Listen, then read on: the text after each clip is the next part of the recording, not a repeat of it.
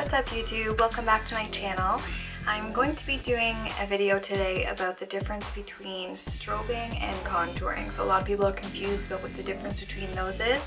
We're going to clear that up today. I've already got some cream foundation on from Makeup Forever, and I'm going to be doing highlighting and contouring on this side and strobing on this side. So what highlighting and contouring is adding dimension with both darker shades and lighter shades, and what strobing is just using highlighter on the high points of your face and using the natural shadows of your face as your contour. The reason why highlighting and contouring is so popular is because when you put foundation on like I have right now, it does take away the natural planes and dimension of your face. It evens everything out, but it also does take dimension away. Right? Using contouring and highlighting, you add back in the dimension, the shadows and the highlights. So strobing works well this way too, because by making a very bright highlight, your face naturally gets a contour just based on the difference between the highlight shade and your natural skin tone. Start with contouring and highlighting, which is on this side. So I'm just going to be taking a shade that's a couple shades darker than my foundation, and I'm going to be working that into where I want to recede.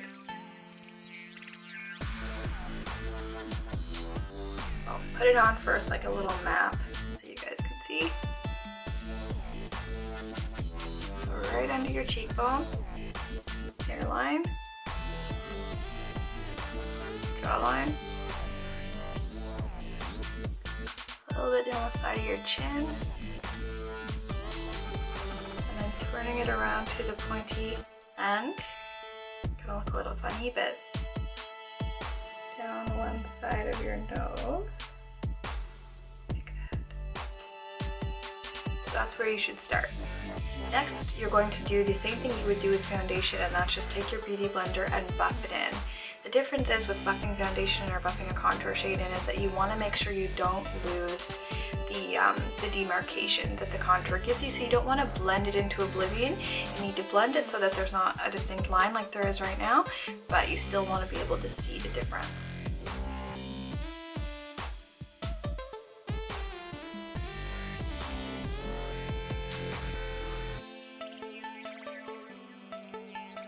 So the shade I chose for my contour shade this time is a bit warm, as you can see. Usually for contouring we recommend going a little bit on the grayer side. Look at this Anastasia Beverly Hills palette.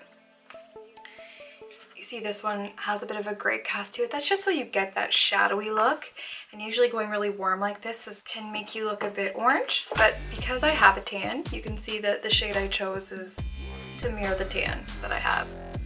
So the difference with your nose is you have to be a lot more precise. So rather than just bounce on it, you don't want to blend it down the side or onto the top of your nose. You want to get a smaller brush like this, and you just want to soften the line. Okay, so I've made an executive decision that I need to do contour on the other side of my nose, because there's just no way you guys are going to be able to see the effect with just one side.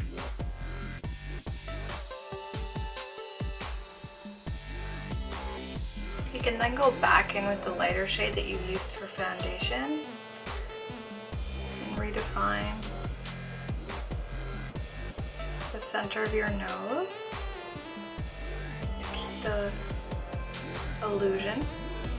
And if you find it's gone too far down the side of your nose, you can go in with that shade as well and just pull it up.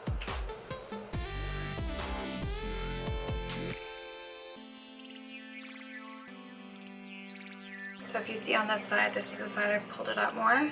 Nose looks slimmer, but if you look on this side, it just looks warm down the side of my nose.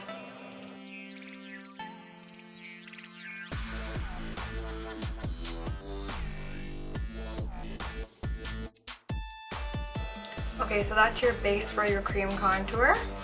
The next step is highlighting. So I'm going to try this new highlighter I got called Be Bright from Kokie Professional.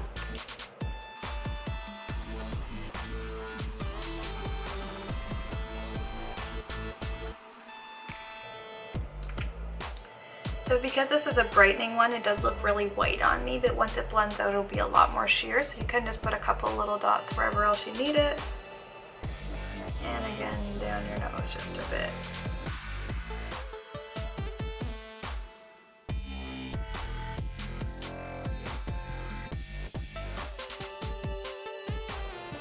Okay, so looking a little crazy right now, but once I set it with powder, it will all start to come together.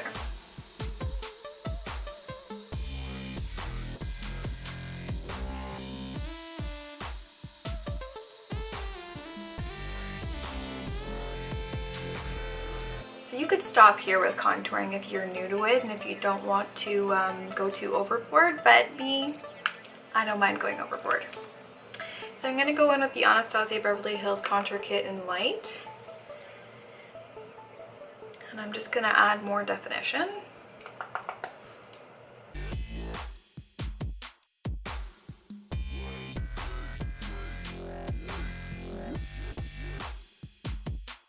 So the contouring side of this is done, and the only thing left to do is add highlights. And so for strobing, all you do is add highlights, and like I said, you use your natural shadows as your contouring. So I'm going to add the highlights and you guys can really see the difference. So I'm going in with Luna from Anastasia Beverly Hills Aurora palette.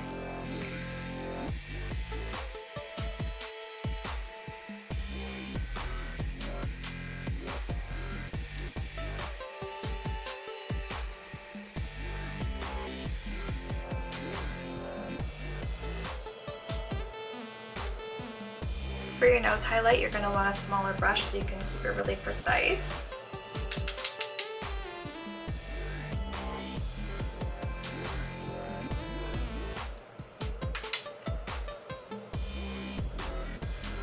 Okay, so that's the difference between highlighting and contouring and just strobing. So this side of my face, natural, healthy glow. And then this side of my face, a lot more warm, a lot more made up. It really depends what you're looking for. Me personally, like, I love contour. I would never really do this unless I was in a hurry. But if you've been wondering the difference between strobing and highlighting and contouring, this is it. So thanks for coming back, you guys, and I'll see you on the next one.